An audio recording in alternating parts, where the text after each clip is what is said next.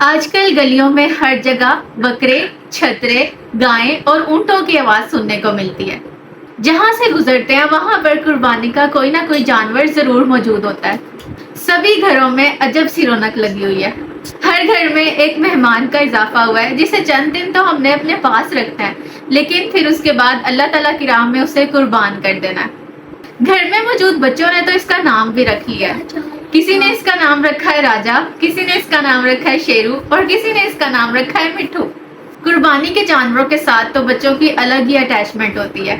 جب میں چھوٹی تھی تب میں بھی قربانی کے جانور کے ساتھ بہت زیادہ اٹیچ ہو جاتی تھی، اور جب قربانی کا دن آتا تھا تو میں اسے قربان ہوتا بھی نہیں دیکھ پاتی تھی۔ یقیناً آپ کے بچوں کے ساتھ بھی ایسا ہی ہوتا ہوگا۔ یہ سب تو ایک فطری بات ہے۔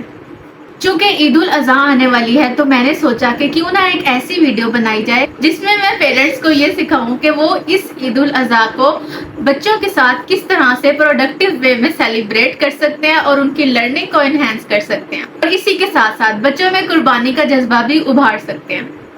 Welcome to the Parenting Reset. I am Mahrukh Rana, a certified parenting coach, and I am on a mission to help 1000 Desi families reconnect with their children, heal generational wounds, and experience peace at home by the end of 2025.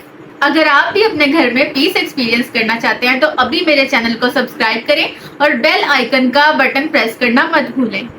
کیا آپ نے کبھی سوچا ہے کہ آپ بچوں کو قربانی کا اصل مطلب کیسے سمجھا سکتے ہیں؟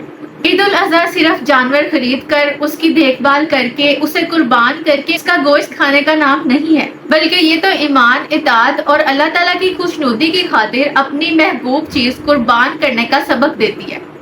اور اس کی سب سے بڑی اور خوبصورت مثال ہمیں ایک ماں اور بیٹے کے واقعے سے ملتی ہے، حضرت ہاجرہ اور ان کے جگر کے ٹکڑے حضرت اسماعیل کا واقعہ۔ ذرا تصور کریں ایک منٹ کے لیے کہ ایک ویران صحرا جہاں پانی کا کوئی تصور نہیں، تپتی دھوپ میں جہاں سائے کا کوئی ٹھکانہ نہیں، حضرت ابراہیم اپنی بیوی حضرت ہاجرہ اور اپنے چھوٹے سے بچے حضرت اسماعیل کو اللہ تعالیٰ کے حکم پر وہاں پر چھوڑ کے جا رہے ہیں۔ ایک ماں کے دل پر کیا گزری ہوگی؟ ماں تو ایک پل بھی اپنے بچے کو تکلیف میں نہیں دیکھ سکتی، لیکن حضرت ہاجرہ نے پوچھا بھی نہیں، بلکہ انہوں نے کہا کہ اگر اللہ نے یہ حکم دیا ہے تو ضرور وہ ہمیں سنبھال لے گا۔ پھر کیا ہوا کہ چھوٹے سے حضرت اسماعیل پیاس سے تڑپنے لگے۔ اپنے بچے کی تڑپ دیکھ کے حضرت ہاجرہ صفا اور مروہ کے 7 چکر لگانے لگیں۔ وہ جانتی تھیں کہ اس تپتے صحرا میں پانی تو موجود نہیں ہوگا، لیکن پھر بھی وہ اللہ تعالیٰ کی ذات پر یقین رکھتی تھیں۔ وہ نہ ہی گھبرائیں اور نہ ہی انہوں نے ہار مانی، بلکہ اللہ تعالیٰ پر مکمل بھروسہ کیا۔ اور پھر ایک معجزہ ہوا اور زمزم کا پانی پھوٹ نکلا۔ یہ تھا ایک ماں کے صبر اور اللہ پر یقین کا انعام۔ پھر کچھ سال بعد اللہ تعالیٰ نے حضرت ابراہیم کو ایک اور امتحان دیا۔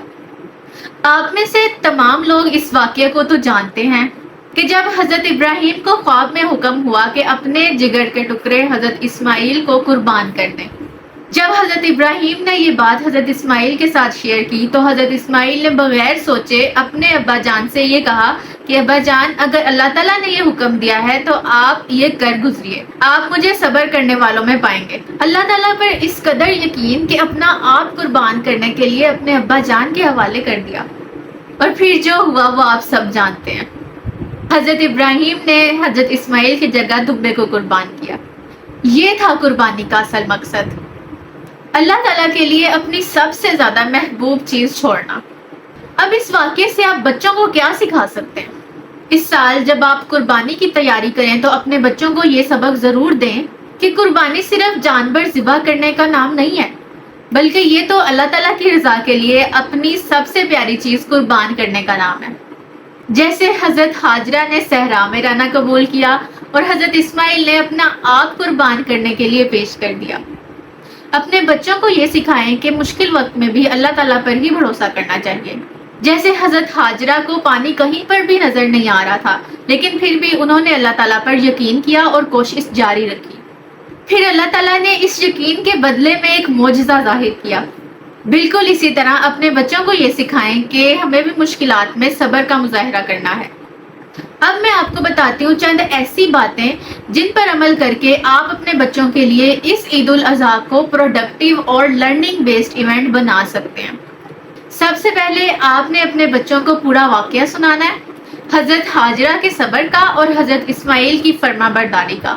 پھر دوسری چیز جو آپ نے کرنی ہے وہ یہ ہے کہ آپ نے اپنے بچوں کو قربانی کے عمل میں شریک کرنا ہے۔ بچے کی عمر کے مطابق آپ جانور کی دیکھ بھال کی ذمہ داری اس پر ڈال سکتے ہیں، اور یاد رکھیں گوشت تقسیم کرتے وقت بچوں کو ساتھ ضرور لے کر جائیں، اس سے بچوں کے اندر دوسروں کے لیے جذبہ محبت پیدا ہوگا۔ تیسرا کام جو آپ نے عید الاضحیٰ پر اپنے بچوں کے ساتھ کرنا ہے وہ یہ ہے کہ آپ نے اپنے بچوں کو قربانی کا اصل مقصد سمجھانا ہے۔ آپ نے انہیں یہ بتانا ہے کہ قربانی صرف ایک روایت نہیں ہے بلکہ اللہ تعالیٰ کا حکم ہے، اور ساتھ ہی ساتھ انہیں یہ بھی بتانا ہے کہ قربانی کا گوشت ان لوگوں تک پہنچانا بھی ضروری ہے جنہوں نے قربانی نہیں کی، جو اس چیز کی استطاعت نہیں رکھتے تھے۔ حضرت ہاجرہ اور حضرت اسماعیل کا واقعہ سنانے کے بعد اپنے بچے کو گلے لگائیں اور ان سے پوچھیں کہ اگر اللہ تعالیٰ تم سے تمہاری محبوب چیز مانگ لے تو کیا تم دے دو گے؟ میں یقین کے ساتھ کہہ سکتی ہوں کہ یہ واقعات سن کے آپ کے بچے کے ایمان کا لیول بڑھ جائے گا اور وہ اللہ تعالیٰ پر مکمل بھروسہ کرے گا۔ آخر میں دعا کرتی ہوں کہ اللہ تعالیٰ ہم سب کی قربانیاں قبول فرمائے اور ہمارے گھروں میں زمزم جیسی برکت نازل فرمائے، آمین ثم آمین۔